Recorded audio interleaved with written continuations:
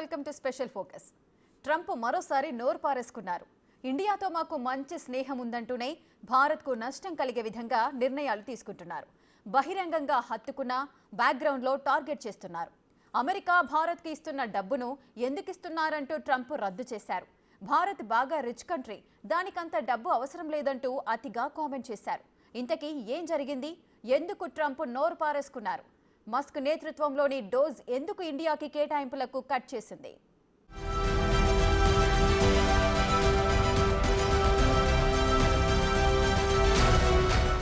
అయినా మాటి మీరెందుకు తాగుతారులే అనే డైలాగ్ ఓ తెలుగు సినిమాలో బాగా ఫేమస్ అయ్యింది. అడక్కపోయినా ఇచ్చినట్లు నటించి వెనక్కు తీసుకునే బాపతి ఇలాగే ఉంటుంది. సరిగ్గా అమెరికా ప్రెసిడెంట్ డొనాల్డ్ ట్రంప్ వ్యవహారం కూడా ఇలాగే ఉంది. రెండోసారి గద్దెనెక్కినప్పటి నుండి ట్రంప్ శైలి కాస్త తేడాగానే కనిపిస్తోంది. ముఖ్యంగా భారత విషయంలో సంచలన నిర్ణయాలు తీసుకుంటున్నారు. ఇండియాకు నష్టం కలిగే విధంగా విధానాలు మార్చుతున్నారు. అమెరికా ఫస్ట్ అనే పేరుతో భారత్ లాస్ట్ అనే విధంగా వ్యవహరిస్తున్నారు. తాజాగా ట్రంప్ చేసిన వ్యాఖ్యలు చూస్తుంటే ట్రంప్ బయట చెప్పేదొకటి చేసేది వేరొకటి అన్నట్టు కనిపిస్తోంది. రాబోయే రోజుల్లో భారత్ పట్ల మరింత కటువుగా వ్యవహరించబోతున్నారనే సంకేతాలొస్తున్నాయి. ఈ మాటలు ఎందుకు అనాల్సొస్తోందంటే భారతదేశంలో ఓటరు శాతాన్ని పెంచడం కోసం ఉద్దేశించిన $21 మిలియన్ అంటే 182 కోట్లకు పైగా సాయాన్ని రద్దు చేశాడు డొనాల్డ్ ట్రంప్.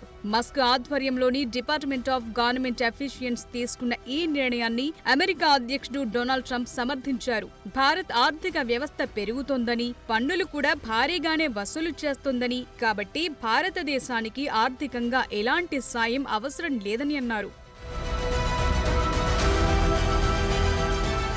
భారత్కు అమెరికా $21 మిలియన్ ఎందుకివ్వాలి? వారి వద్దే బోలెడంత డబ్బుంది. అంటే ట్రంప్ తనదైన శైలిలో వెటకారం చేశారు. ప్రపంచంలోనే అత్యధిక పన్నులు కలిగిన దేశం భారత్ అని, వాళ్ల టారిఫ్లు కూడా చాలా ఎక్కువగా ఉంటాయని, భారత్ అన్నా దాని ప్రధాని అన్నా నాకు చాలా గౌరవం అయినప్పటికీ అక్కడ ఓటింగ్ ను పెంచేందుకు $21 మిలియన్ ఇచ్చే అవసరం మాత్రం లేదని ట్రంప్ పేర్కొన్నారు. Well, why are we giving $21 million to India? They got a lot of money. They're one of the highest taxing countries in the world in terms of us. We can hardly get in there because their tariffs are so high. I have a lot of respect for India. I have a lot of respect for the Prime Minister. He just left, as you know, 2 days ago. But we're giving $21 million for voter turnout. It's voter turnout in India. What about, like, voter turnout here? Oh, we've done that, I guess. We did 500 million, didn't we? It's called the lockboxes. చూశారుగా Trump మాటల్లో వెటకారం పాళ్లు ఎంత ఎక్కువయ్యాయో. తాజాగా white house లో ఏర్పాటు చేసిన విలేకరుల సమావేశంలో ట్రంప్ ఇలా మాట్లాడారు. ఈ సందర్భంగా విలేకరులు అడిగిన పలు ప్రశ్నలకు ట్రంప్ ముక్కుసూటిగా సమాధానాలనిచ్చారు. మార్ ఎలాగో ఎగ్జిక్యూటివ్ ఆర్డర్ పై సంతకం చేసినట్లు ప్రకటించారు. ఇక అమెరికాలోకి దిగుమతయ్యే వాహనాలపై ఏప్రిల్ 2వ తేదీ నుండి 25% సుంకం విధించనున్నట్లు ట్రంప్ తెలిపారు. నేపథ్యం ఏంటంటే భారతదేశంలో ఓటింగ్ శాతాన్ని పెంచేందుకు ఉద్దేశించిన $21 మిలియన్ నిధులను రద్దు చేస్తున్నట్టు ఎలాన్ మస్క్ నేతృత్వంలోని డోజ్ ఈ నెల 16న ప్రకటించింది. భారత్తో పాటు వివిధ ప్రాజెక్టుల కింద మరికొన్ని దేశాలకు అందజేస్తున్న ఆర్థిక పరమైన కేటాయింపులన్నింటినీ రద్దు చేసింది. అమెరికా ప్రజల పన్నుల ద్వారా వస్తున్న సొమ్మును ఇలాంటి వాటికి ఖర్చు చేయటం తగదని, కాబట్టి ఇకపై ఇలాంటి వాటన్నింటినీ రద్దు చేస్తున్నట్టు ఈ సందర్భంగా పేర్కొంది.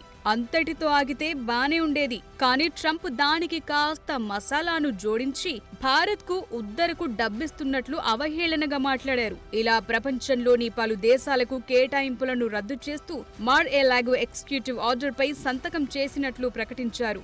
అయితే ట్రంప్ వ్యాఖ్యలపై భారత రాజకీయాల్లో తీవ్ర చర్చ జరుగుతోంది. అమెరికా చేసిన ఈ ప్రకటన భారత్లో అధికార బీజేపీ, విపక్ష కాంగ్రెస్ మధ్య విమర్శలకు కూడా కారణమైంది. భారత ఎన్నికల్లో అమెరికా జోక్యానికి అవకాశం కల్పించారంటూ ఒకరిపై ఒకరు దుమ్మెత్తి పోసుకుంటున్నారు.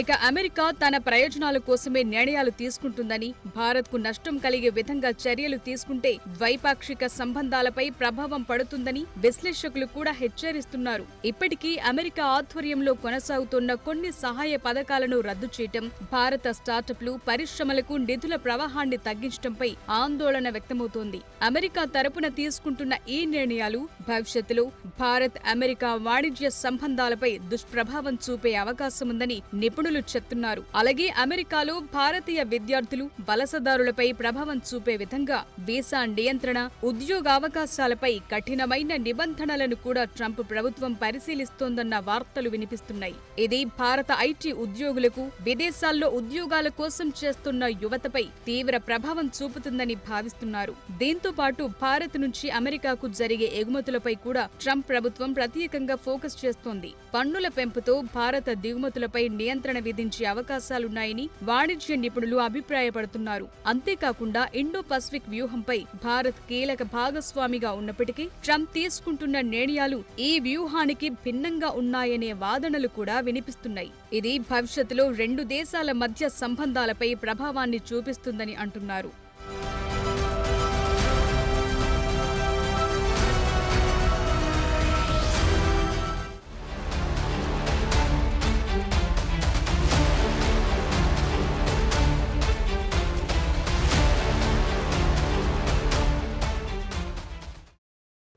మా ఇంటికొస్తే ఏం తెస్తారు, మీ ఇంటికొస్తే ఏమిస్తారు అన్నట్లుంది ట్రంప్ లెక్కలు. ఇటీవల భారత ప్రధాని మోడీ అమెరికా పర్యటనలో దాదాపు ఒప్పందాలన్నీ భారత్ నుండి అమెరికాకు వచ్చే బిజినెస్ కేంద్రంగానే జరిగాయి. ఫైటర్ జెట్ల నుండి న్యూక్లియర్ టెక్నాలజీ అమ్మకాల వరకు అమెరికా ఉత్పత్తులు భారత్ చేత కొనిచ్చే ప్లాన్ చేశారు ట్రంప్. మరోవైపు మస్క్ టెస్లా భారత్ వస్తుందంటే అదేమంత మంచి పని కాదు అంటూ అడ్డుపుల్ల వేయడానికి ట్రై చేస్తున్నారు ట్రంప్. మొత్తానికి ట్రంప్ వ్యవహారం చూస్తుంటే భారత్ను ఆర్థికంగా దెబ్బతీసే ప్లాన్ చేస్తున్నట్లు అనుమానం వస్తుంది.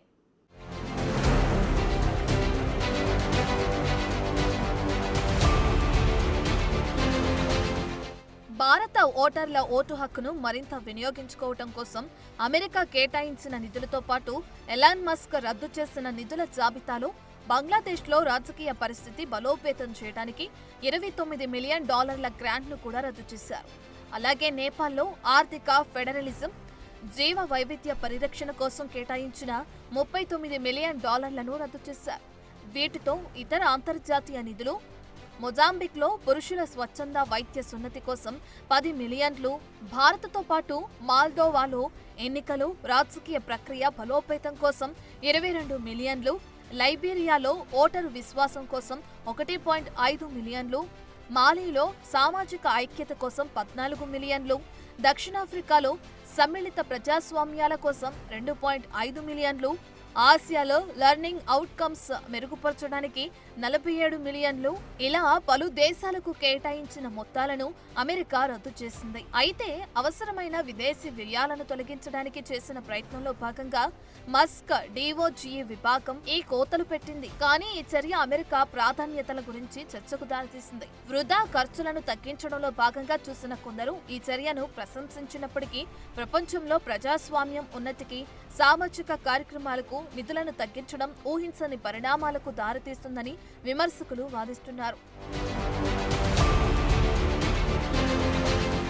మరోవైపు ట్రంప్ తీసుకున్న నిర్ణయంతో భారత్లో పొలిటికల్ రచ్చ రగులుతుంది. రద్దు చేసిన నిధులను భారత ఎన్నికల ప్రక్రియలో బాహ్య జోక్యం అని అధికార బీజేపీ నేతలు పేర్కొన్నారు. ఓటు హక్కు కోసం ఒక పరాయి దేశం $21 మిలియన్లు ఖర్చు చేయటం ఖచ్చితంగా భారతదేశ ఎన్నికల ప్రక్రియలో బాహ్య జోక్యంగానే చూడాలని అంటున్నారు. అయితే దీని నుండి ఎవరు లాభపడతారు?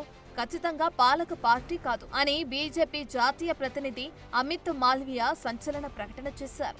మాల్వియా ఇంకో అడుగు ముందుకేసి విదేశీ సంస్థలు భారత సంస్థల్లోకి క్రమ పద్ధతిలో చొరబడుతున్నాయని అనటానికి ఇదొక నిదర్శనమంటూ స్పందించారు. ఈ సందర్భంగా మాల్వియా అమెరికన్ బిలియనీర్ పెట్టుబడిదారుడు జార్జ్ సోరోను ప్రత్యేకంగా ప్రస్తావించారు. సోరోస్ తన ఓపెన్ సొసైటీ ఫౌండేషన్స్ ద్వారా దేశీయ రాజకీయాలను ప్రభావితం చేస్తున్నాడని బీజేపీ ఎప్పటి నుంచో ఆరోపిస్తుంది. కాగా మరోసారి కాంగ్రెస్ పార్టీ గాంధీల సహచరుడు జార్జ్ సోరోస్ నీడ మన ఎన్నికల ప్రక్రియపై ఉందని బీజేపీ నేత మాల్వియా పేర్కొన్నారు.